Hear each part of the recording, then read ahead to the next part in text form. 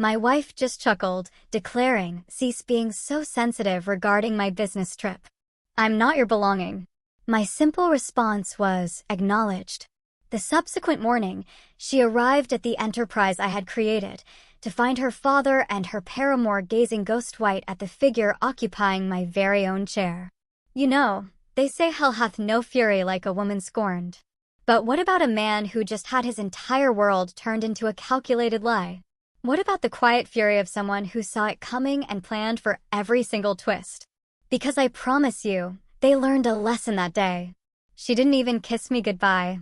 Not a peck, not a half-hearted pat on the back. Nothing. Just the sharp click-clack of her designer suitcase across our marble entryway. Her phone was already glued to her ear, sunglasses perched on her head, at 6 a.m., still pitch black outside. "I'll text you when I land," she said, not even glancing my way. It wasn't a promise, just a fact, like ticking off a box on a checklist. I stood there in my pajamas, coffee mug halfway to my lips, watching her adjust her Burberry scarf in the hallway mirror. She'd been up since 4:30. The hairdryer, the clinking of makeup bottles, all that effort for a client meeting. "Are you sure the meetings need 4 full days?" I asked. My voice was calm. I'd practiced keeping it calm. She paused. Not to think about my feelings, no. She paused to prepare her response. I could see it, the tension in her shoulders, that slight tilt of her head.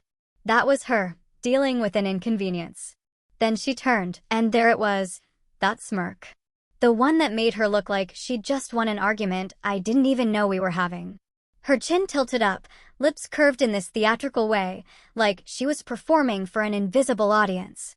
"Stop being so emotional about my work trip," she said, each word carefully spaced, like she was explaining something to a child. "I'm not your property." Those words hung in the air, heavy and acid, settling deep in my chest. I didn't argue, didn't raise my voice.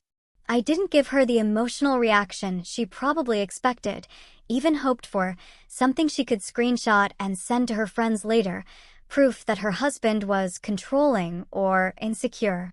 I just looked at her, really looked at her, and said one word, "Noted." Her smirk faltered. Just for a second. A micro-expression barely there, like she'd expected a fight and didn't quite know what to do with my calm. Then she was gone. The door clicked shut. Her heels echoed down the hall toward the elevator.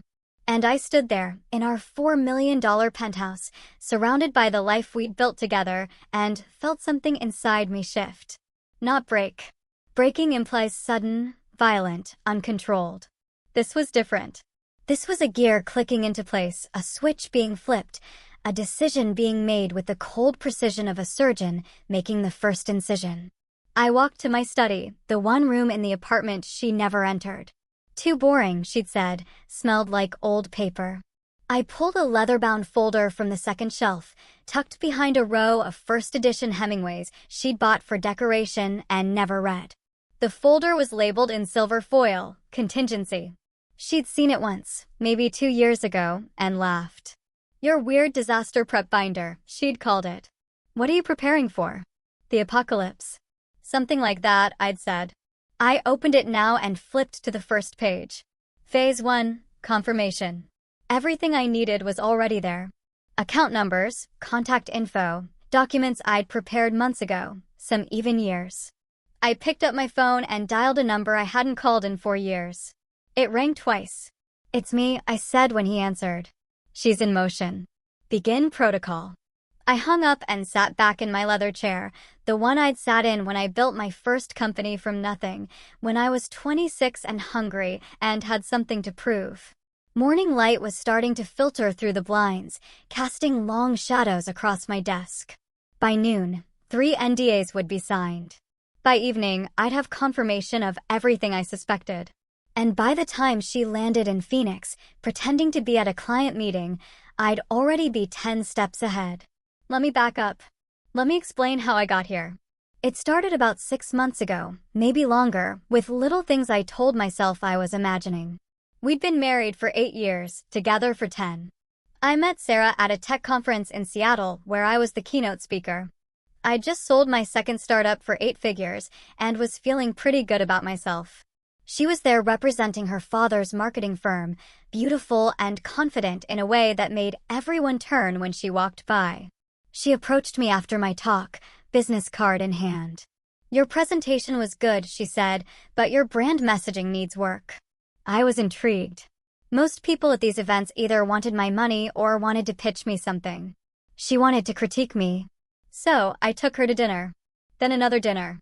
Then I flew to San Francisco to see her the next weekend. 6 months later, we were engaged. A year after that, married in Napa Valley at a vineyard that cost more than my first car. For the first few years, it was good. Really good. We built things together. When I started my third company, the one that would become Meridian Technologies, she was there, helping with branding, connecting me with investors through her father's network. Her father, Richard Chin, was old money. Not the kind that talks about it, but the kind that just exists in country clubs, private equity firms, and conversations that happen in rooms most people don't know exist. He'd built a small empire in commercial real estate and advisory services, and he had his fingers in a lot of pies. When Meridian started taking off, Richard introduced me to people, the right people. Board members, investors, strategic partners. I was grateful. We brought him on as an advisory board member when we incorporated. It seemed like the right thing to do. He was family after all. Sarah joined the company too. Initially, just helping with marketing, but as we grew, her role expanded. Chief Brand Officer, then Chief Operating Officer. She was good at it, charming clients, managing relationships, being the face of the company, while I focused on the technical side. But somewhere along the way, things changed. It wasn't one big thing. It was 1,000 small things. The way she started staying late at the office more often. The way her team dinners became overnight trips to LA or Austin or Phoenix. The way she'd come home smelling like expensive hotel soap and someone else's cologne. But when I'd lean in to kiss her, she'd turn her head so I'd catch her cheek instead. The way she changed her phone passcode, then changed it again. The way she'd tilt her screen away from me when we were sitting on the couch, even though we used to share everything. "Why are you being so paranoid?" she'd say when I asked about it. "You're starting to sound crazy." Gaslighting. That's what they call it now, making someone doubt their own reality. But I'm not crazy. I'm careful. And I've built my entire career on reading data, identifying patterns, and acting on incomplete information before my competitors do. So, 3 months ago, I hired someone. Not a private investigator. Those guys are too obvious, too traceable. I hired a firm that specializes in corporate intelligence, the kind Fortune 500 companies use when they suspect insider trading or IP theft. I gave them everything: her travel records, credit card statements, email metadata, phone logs. 2 weeks later, they came back with a preliminary report. Sarah had been traveling to the same cities at the same times as Daniel Ross, mid-level operations manager in our company. Hired 6 months ago. Age 32. Previously worked for a consulting firm in Austin. Single. LinkedIn profile full of the usual corporate buzzword soup. The trips matched up perfectly. When Sarah went to Austin for a brand summit, Daniel was there for operations training. When she went to Phoenix for investor meetings, he was there for a strategy session. They stayed in different hotels, used different credit cards, never posted about each other on social media. They were careful, but not careful enough, because my team tracked their phones. And every single night of those trips, between 10 p.m. and 2 a.m., their devices were in the same location, the same hotel room. I sat in my study and stared at the report for an hour. There were photos, not graphic ones. These guys are professionals, but enough. Her laughing in a hotel bar, his hand on her lower back. The two of them walking through a hotel lobby, standing just a little too close. I felt nothing. That's the strange part. I thought I'd be angry or hurt or devastated. But instead, this cold clarity settled over me, like ice water. I'd been right. The paranoia wasn't paranoia. The gut feeling wasn't anxiety. I'd been married to someone who was lying to me, and now I had proof. But here's the thing, proof alone wasn't enough. In business, knowing something and being able to use it are two different things. You need leverage. You need positioning. You need to control the narrative before it controls you. So, I didn't confront her. I went deeper. I asked my team to pull Daniel's hiring records. The answer came back fast. Richard Chin, Sarah's father. Daniel had been hired 2 weeks after Richard took a golf trip to Scottsdale, the same city where, according to phone records, Daniel lived at the time. The same city where Sarah had, coincidentally, attended a conference that same week. I pulled up Daniel's employee file. There was a note from HR, flagged for review, but never escalated. A complaint from his previous supervisor at his last job about inappropriate workplace conduct and boundary violations. The complaint had been dismissed as unfounded during his background check. Who dismissed it? Richard Chin, during the final hiring approval. That's when I understood. This wasn't just an affair. This was coordinated. Sarah hadn't just met some guy and fallen into something. This was planned, facilitated, enabled by her own father. Richard had always been involved in the company, but in the past year, he'd been pushing harder, suggesting we bring in more outside board members, recommending specific investors, pushing for a merger with a competitor that would have diluted my ownership stake significantly. I'd resisted politely, but firmly. This was my company. I'd built it. I wasn't interested in giving up control. And every time I pushed back, Sarah would come home and we'd have a fight. "You're being stubborn," she'd say. "My father is just trying to help. Why don't you trust him?" Now I saw it clearly. Richard wanted control. Sarah wanted what? Freedom? A divorce with a big payout? A chance to push me out and install someone more manageable? Whatever they wanted, they'd made a critical mistake. They'd underestimated me. People think I'm paranoid. I've heard it my whole life. Why do you need 3 backup plans? Why are you so obsessed with worst-case scenarios? You need to relax, man. Not everything is going to fall apart. But when it does, the people who survive aren't the optimists. They're the ones who plan for the collapse. My first startup was a mobile app. Simple, elegant, growing fast. My co-founder was my best friend from college. We were going to change the world together, we said. We even had matching tattoos. Stupid, I know. Then one day, I came into the office and found the locks changed. He'd registered the company in his name only, transferred all the IP, taken our entire investor list, and started a competing company overnight. I had nothing. No legal recourse, no ownership stake, no way to prove anything because I trusted him and never bothered with formal agreements. I was broke, humiliated, stupid. But I learned. Never again would I enter a partnership without protection. Never again would I build something without a kill switch. Never again would I let trust replace strategy. So, when I started Meridian Technologies, I built it differently. Layer 1, the company structure. Meridian wasn't a simple corporation. It was a network of entities. The main operating company, a separate IP holding company, an offshore entity that owned the patents, a trust that controlled voting rights. All interconnected, all carefully documented, all designed so that if something went wrong, I could isolate, protect, and control the assets that mattered. Sarah knew about some of this. She'd been there when we set it up, but she never paid attention to the details. Whatever, she'd say, waving her hand dismissively whenever our lawyers tried to explain the structure. Just tell me where to sign. Layer 2, documentation. Every significant decision, every agreement, every contract, I documented everything. Recorded board meetings, kept copies of emails, maintained a paper trail that would make a forensic accountant weep with joy. Layer 3, people.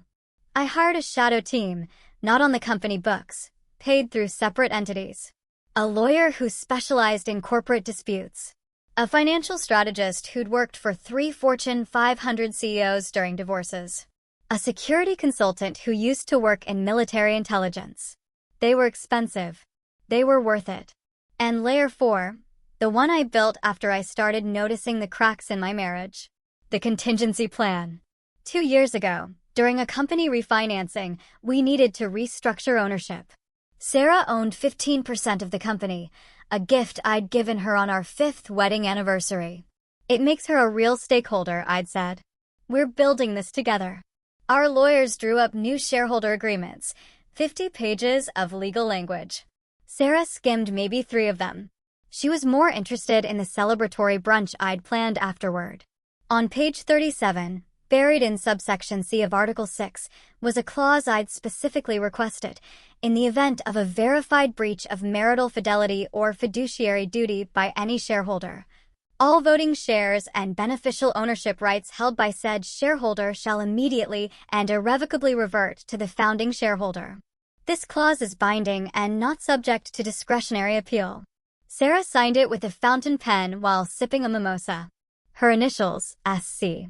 Her signature, a looping, careless scrawl. The date, March 15th, 2 years ago. That wasn't the only insurance policy I built.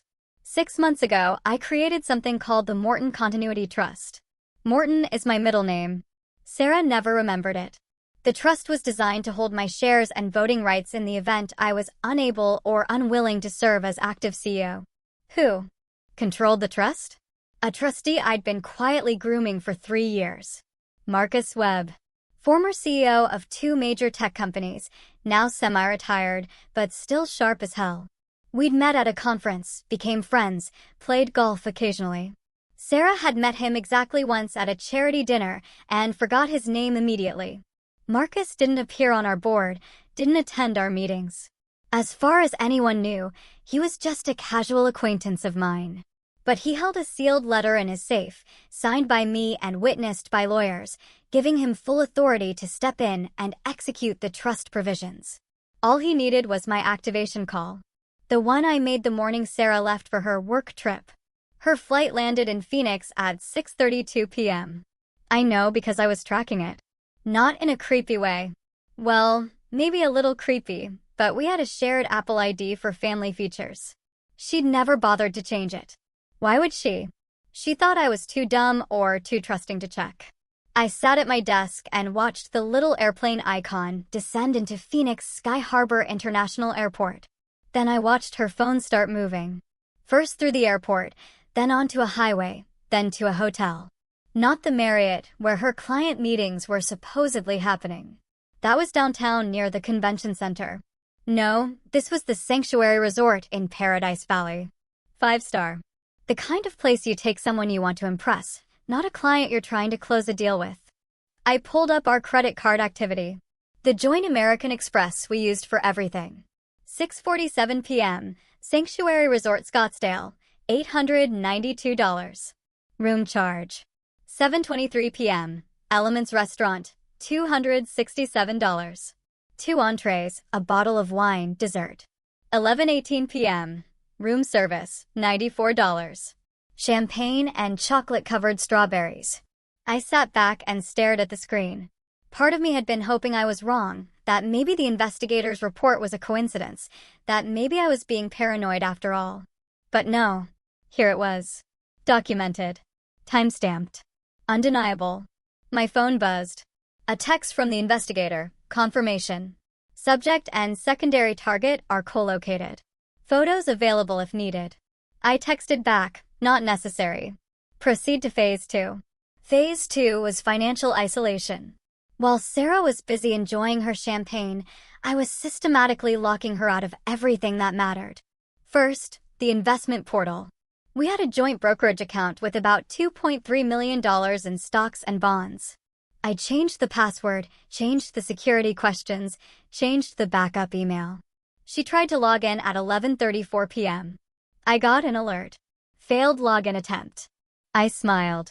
Second, power of attorney. I'd given Sarah limited power of attorney 3 years ago for estate planning purposes. I revoked it.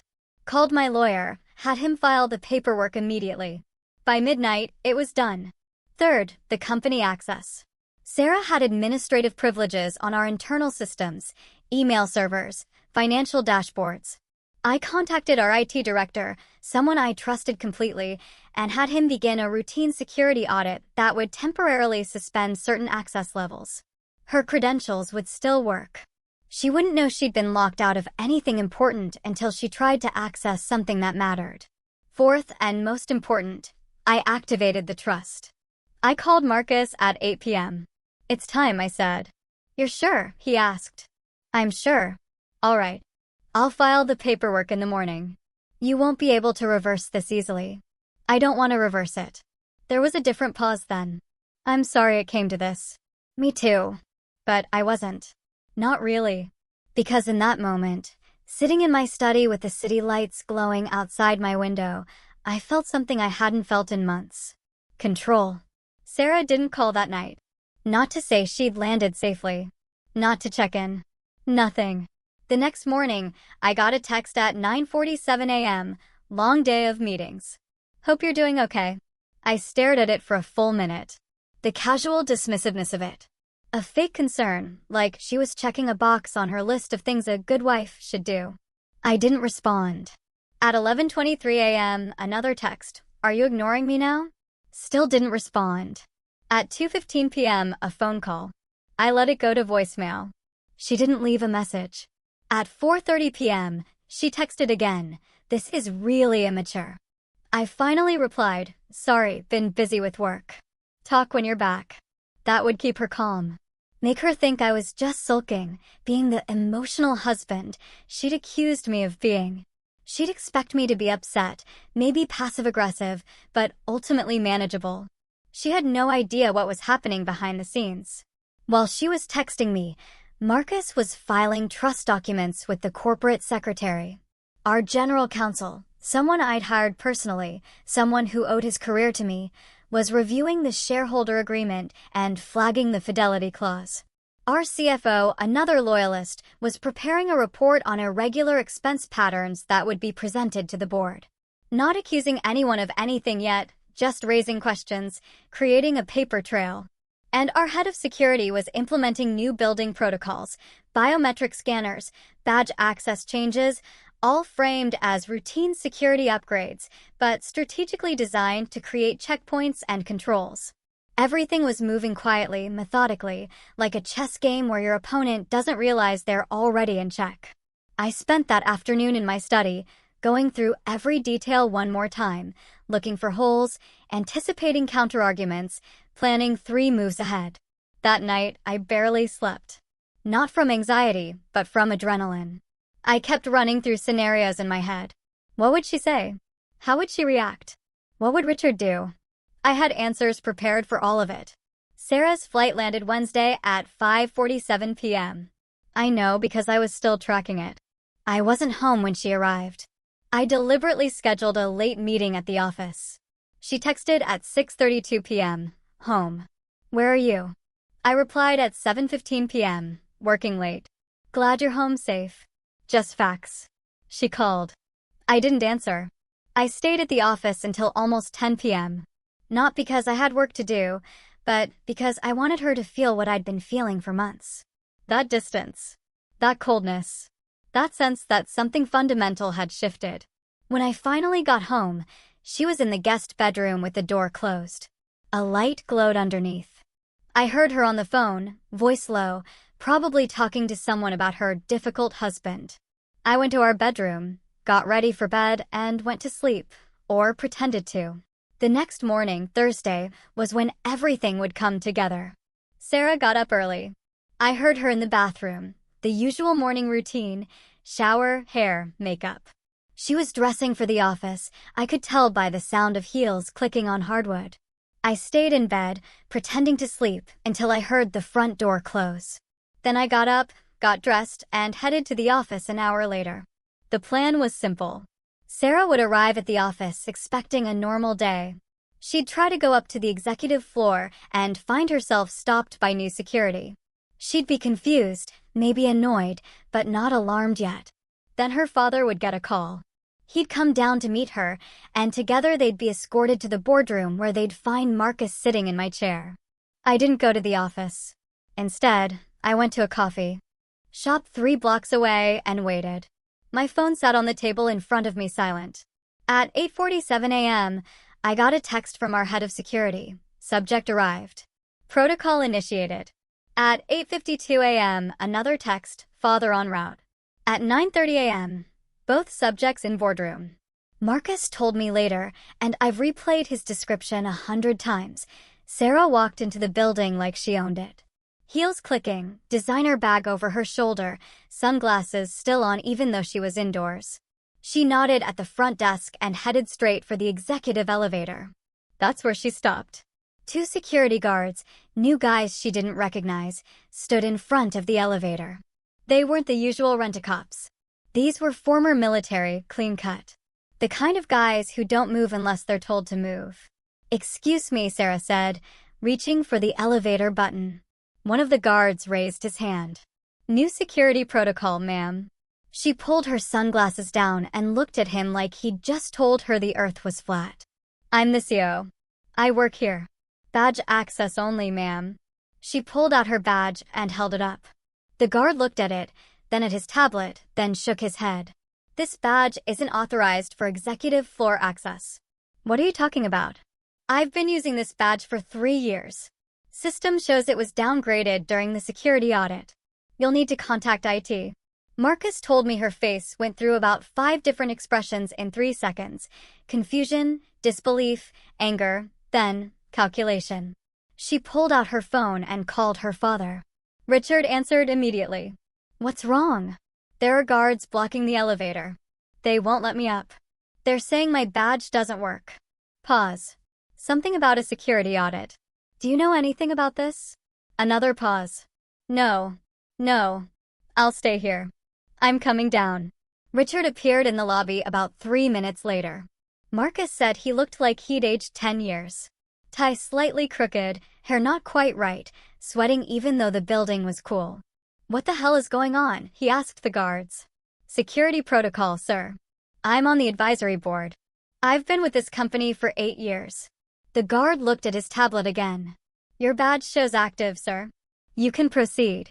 Richard looked at Sarah, then at the guards, then back at Sarah. Sarah was already texting someone, probably me, asking what was happening. I didn't respond. When the elevator doors opened on the executive floor, Sarah stepped out and stopped immediately. Everything was different. Not dramatically different, but wrong in small ways that added up to something deeply unsettling. New carpet, different art on the walls. The receptionist's desk had been moved. Even the lighting seemed changed. "What the hell?" Sarah whispered. Richard looked pale. "This way." He led her toward the boardroom, but his hand was shaking when he reached for the door handle. Inside, sitting at the head of the table, my chair, the one I'd sat in for every board meeting for the past 6 years, was Marcus Webb.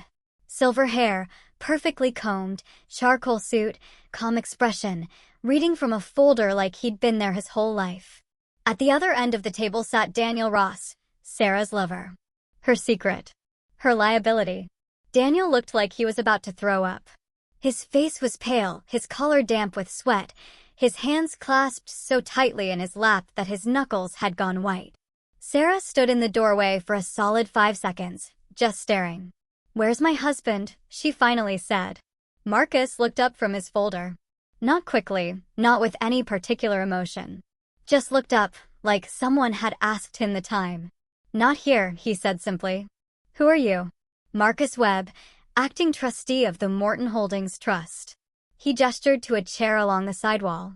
"You're welcome to observe today's meeting. Please have a seat." "Observe." Sarah's voice went up an octave. "I'm the CEO. I run this company." Marcus smiled slightly, not unkindly, but not warmly either, like a doctor about to deliver bad news. "No," he said. "You were the CEO. As of yesterday afternoon, your operational authority has been suspended pending an ethics review." The room went silent. Sarah looked at her father. Richard looked at the floor. "Dad," he didn't respond. "Dad, say something." Richard finally looked up. His eyes were red. "I didn't know," he said quietly. "Didn't know what?" Marcus closed his folder.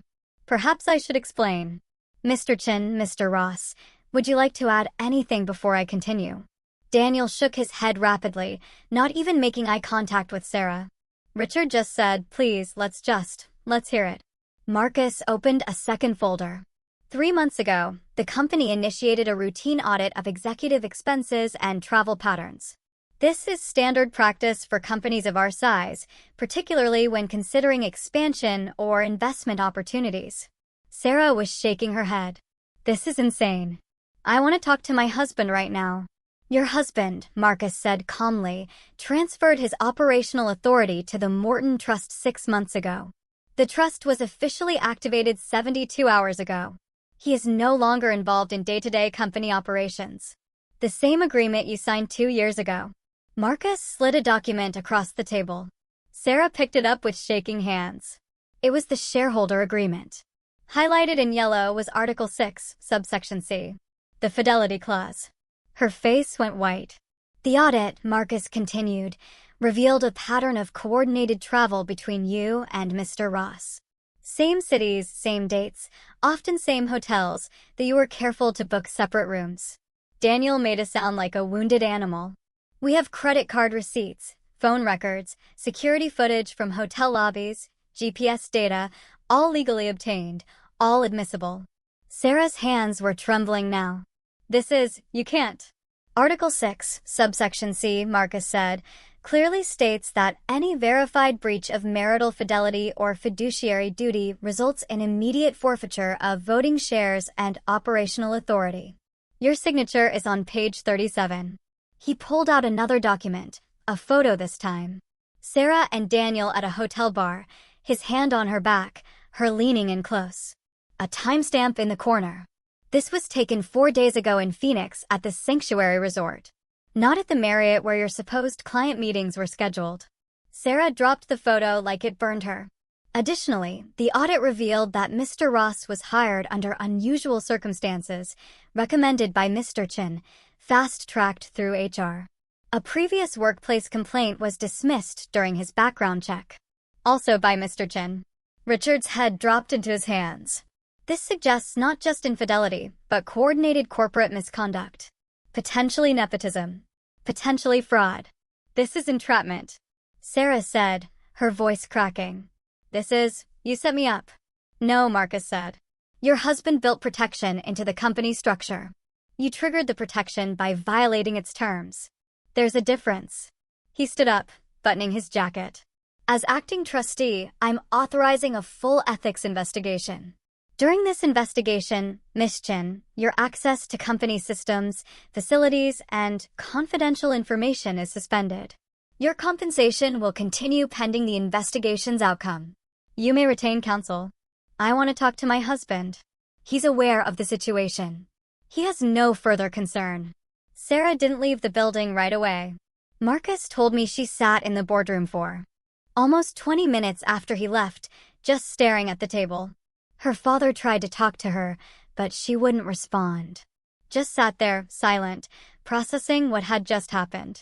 His badge was deactivated the moment he hit the lobby. He'd already been placed on administrative leave. Eventually, security had to escort Sarah out. Not forcefully, she went willingly, but they had to guide her to the elevator because she seemed confused about where she was going. I watched it all happen from my phone. Our security system had cameras everywhere, and I'd been given remote access. I sat in that coffee shop and watched her walk through the lobby like a ghost. Her face blank. Her usual confidence completely shattered. Part of me felt bad for maybe 5 seconds. Then I remembered the smirk. The "stop being so emotional" comment. The way she'd lied to my face for months. The feeling passed. Over the next week, everything fell apart for her in slow motion. She tried to access her company email. Locked out. She tried to log into the financial dashboards. Credentials invalid. She called the HR director to complain about wrongful termination. He politely informed her that she hadn't been terminated, just placed on investigative leave. Different thing entirely. She hired a lawyer. An expensive one. He reviewed the shareholder agreement and the trust documents and apparently told her, "You don't have a case." This was legally bulletproof. She tried to call me 17 times the first day. I didn't answer. She sent texts, started normal, "We need to talk," then angry, "You can't just do this," then desperate, "Please. I'm sorry. Can we just talk?" I responded once, "Speak to Marcus. He's handling everything."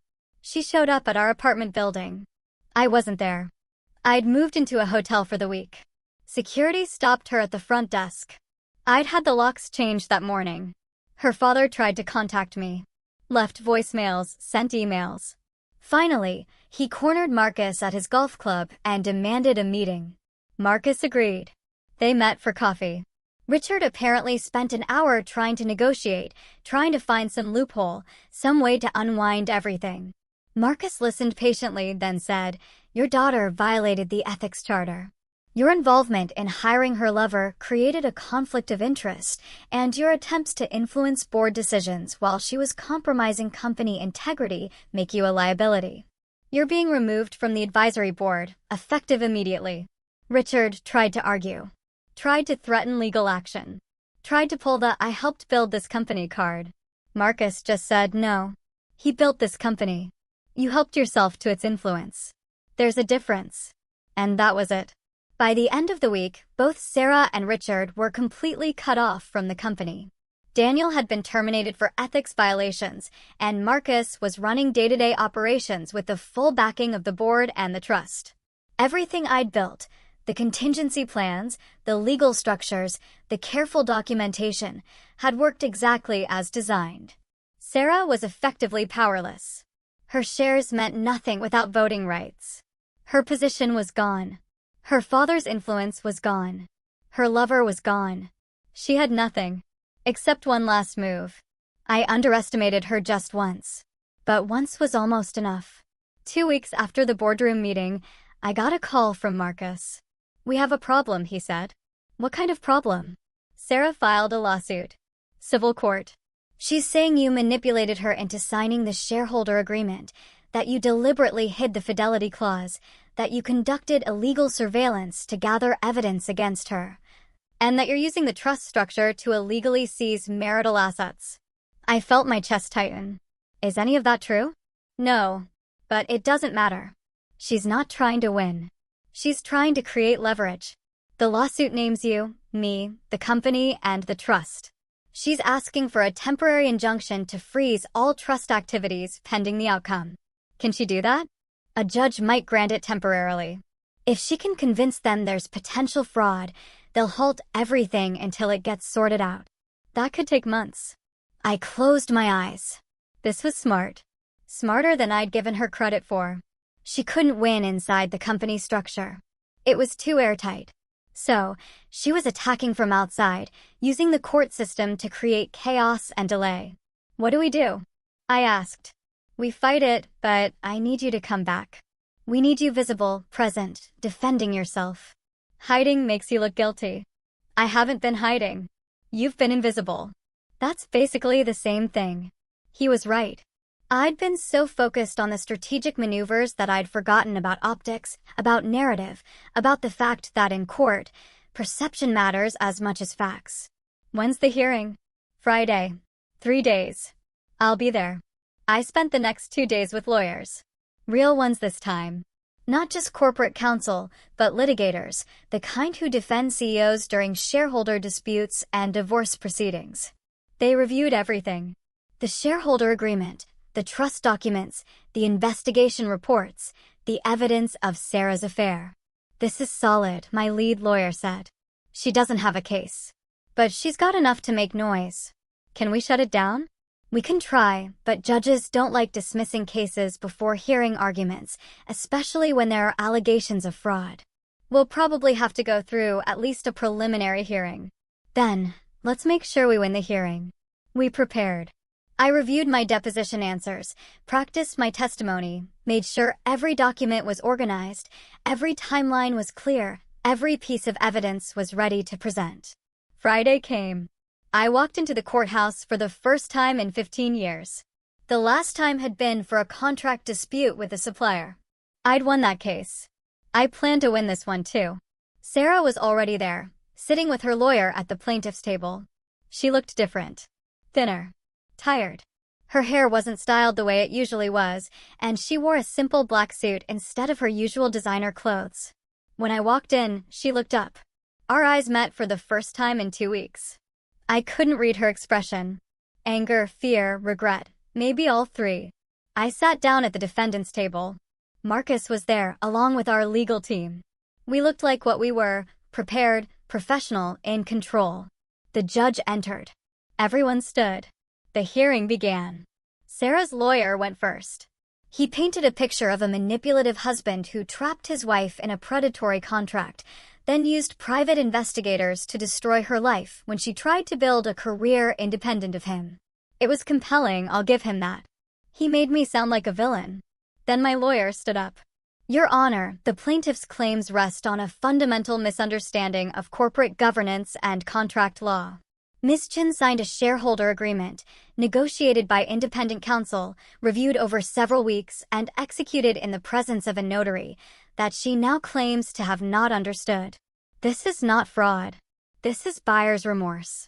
He presented the documents, showed the timeline, pointed out that Sarah had her own lawyer review the agreement before signing it, demonstrated that the fidelity clause was clearly stated, properly formatted, and fully enforceable. Then he addressed the surveillance claims. The investigation was conducted by a licensed corporate security firm using only legal methods. No wiretaps, no hacking, no illegal entry. Just observation, public records, and analysis of company-owned credit card data. Everything was obtained properly and is fully admissible. He showed the judge the photos, the credit card statements, the hotel records, all of it legal, all of it damning. Finally, he addressed the trust. The Morton Trust was established 6 months ago, long before any investigation began. It's a standard estate planning tool used by founders to ensure business continuity. Its activation was triggered by predefined conditions in the shareholder agreement. Conditions Mrs. Chin agreed to when she signed the document. The judge listened to everything, took notes, asked a few questions. Then she said, "I'm ready to rule." My heart pounded. The plaintiff has failed to demonstrate sufficient evidence of fraud or illegality to justify an injunction. The shareholder agreement appears to be properly executed. The investigation appears to have been conducted legally, and the trust structure appears to be a legitimate business mechanism. Sarah's face crumbled. However, the judge continued, "I'm troubled by some of the circumstances here. The timing, the coordination, the severity of the consequences. This feels less like contract enforcement and more like orchestrated revenge." I felt my stomach drop. Therefore, I'm ordering both parties to enter mandatory mediation before this proceeds any further. You'll work with a court-appointed mediator to reach a settlement.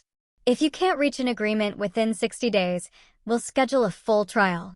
The gavel came down. Mediation. Not a win. Not a loss. Somewhere in between. I looked at Sarah. She was crying silently, her lawyer's hand on her shoulder. I felt nothing. No satisfaction. No regret. Just exhaustion. Mediation took 6 weeks. 6 weeks of sitting in sterile conference rooms while lawyers argued over numbers and a mediator tried to find common ground. Sarah wanted money, a lot of it. She claimed she'd been instrumental in building the company and deserved compensation for her contributions. Her lawyer threw around terms like intellectual property contribution and brand development value. My lawyer countered with evidence of her limited actual involvement. Showed that most of her contributions were either delegated to subordinates or outsourced to contractors. Demonstrated that the company's growth had been driven by technical innovation and sales, my department's, not hers. The mediator listened to both sides, reviewed the evidence, and finally said, "Here's reality. Mrs. Chin signed an agreement that's legally enforceable. She violated that agreement. She has no legal claim to the shares or the company." Sarah's lawyer tried to object. The mediator held up a hand. "But," she continued, "Mr. Chin could have handled this differently. He could have confronted her, filed for divorce, negotiated a separation. Instead, he executed a corporate takeover of his own marriage. That's unusual." "It was strategic," my lawyer said. "It was cruel," the mediator replied. "Legal, but cruel." She looked at both of us. "You can keep fighting this, spend hundreds of thousands on legal fees, drag this out for years, destroy what's left of your reputations and your relationship, or you can settle this now, walk away, and move on with your lives." She slid a document across the table. "Here's my recommendation, Mr. Chin. You buy out Mrs. Chen's shares at fair market value. You give her 6 months of severance to transition. You both sign a mutual non-disclosure agreement. You file for no-fault divorce, and you never speak to each other again. I looked at the number on the paper. Not company-destroying, but painful. I thought about grinding her down even further. About winning completely. Then I looked at Sarah. Really looked at her. She looked broken, defeated, small. And I realized something. I didn't want to destroy her. I just wanted to be free. I'll accept it, I said. Sarah looked up, surprised. On one condition, I added. Your father is never involved in any business I'm associated with. Ever. That's not negotiable. She hesitated, then nodded. Okay. And Daniel Ross is blacklisted from our industry. I'll make calls. He'll never work in tech again. That's not negotiable. She closed her eyes. Fine. We signed the papers that afternoon. Just like that, 8 years of marriage dissolved into a stack of legal documents and a wire transfer. The divorce was finalized 3 months later. No fault, no drama, just paperwork. Sarah took the settlement money and moved to Austin. I heard through mutual friends that she started a consulting business. Something about brand strategy. I don't know if it's successful. I don't ask. Richard was forced to resign from every board he sat on. Word got around about his involvement in hiring Daniel and covering up the ethics complaints. He's not blacklisted exactly, but he's damaged. No one trusts him anymore. Daniel ended up working at a car dealership in Phoenix. He tried to sue me for defamation. His lawyer dropped the case after reviewing the evidence. Marcus stayed on as a board member and strategic advisor. We still play golf sometimes. The company is doing fine. Better than fine, actually. Turns out removing toxic people from leadership creates space for competent people to grow. We promoted 3 VPs in the last year. All of them are excellent. I live in a different apartment now. Smaller, but I like it better. No memories, no ghosts. Just space to think and build and move forward. People ask me if I have regrets. If I think I went too far. If I should have handled it differently. Honestly? No. Could I have just confronted Sarah when I first suspected something? Sure. Marriage counseling. Had tearful conversations. Tried to work it out. But here's what I learned. When someone shows you who they are, believe them. When someone lies to you, manipulates you, undermines you, while smiling to your face, they're not making a mistake. They're making a choice. She chose to lie. She chose to cheat. She chose to work with her father to undermine my company. Those weren't accidents. Those were decisions. I just made better decisions in response. Ruthless, they say. They're not wrong. But in business, and marriage is a kind of business, whether people want to admit it or not, you survive by planning ahead, protecting your assets, and executing when necessary. I built something. She tried to take it. I stopped her. It's really that simple. 6 months after the divorce, I got an email from Sarah. The subject line was just, "I'm sorry." I stared at it for a long time before opening it. The email was short. "I know you probably don't want to hear from me. I know I don't have the right to apologize after everything, but I need to say this. I was wrong. Not just about the affair, though obviously that was wrong, but about everything. About taking you for granted.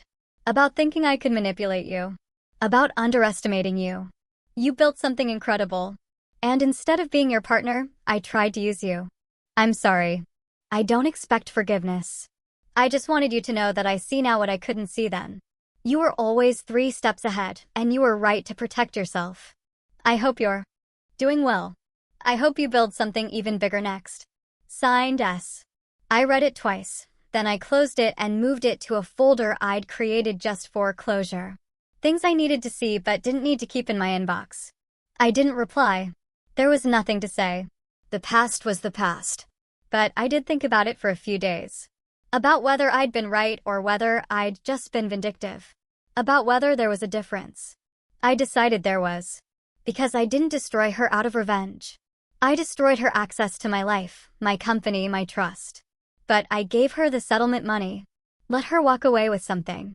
I could have left her with nothing if I'd wanted to be truly cruel. Instead, I just wanted to be free. And sometimes freedom requires burning bridges, cutting ties, building walls. I don't regret it. 2 years later, I sold Meridian Technologies for 9 figures. Retired at 40. Started angel investing in other people's companies. Helping founders who reminded me of my younger self. Hungry, ambitious, and maybe a little paranoid. I never remarried. Date occasionally, but mostly I focus on building things, investing in things, helping things grow. And I keep that leather folder in my study. The contingency plan. Updated quarterly. Different targets now. Business partners, investors, people who might try to take advantage. Because the thing about survival is this: hope for the best. Plan for the worst. Document everything. And when someone shows you they're willing to betray you, believe them the first time. I learned that lesson once. I'll never need to learn it again. Update for everyone asking, did she ever try to come back? Yeah, she did.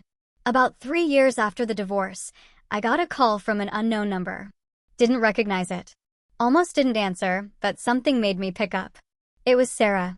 She was crying. Said she'd made a huge mistake, that she'd been in therapy and realized she'd sabotaged the best thing in her life, that she wanted to try again, start over, be better. I listened to the whole thing. Didn't interrupt. Let her say everything she needed to say. When she finished, there was this long silence.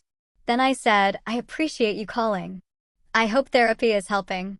I hope you're building a good life, but we're done. We've been done and we're going to stay done. I wish you well. Goodbye, Sarah. I hung up. Blocked the number. Never heard from her again.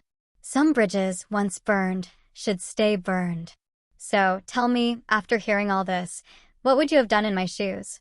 Would you have confronted her immediately? Or do you agree that some battles are best fought with cold, calculated precision? Let me know in the comments below.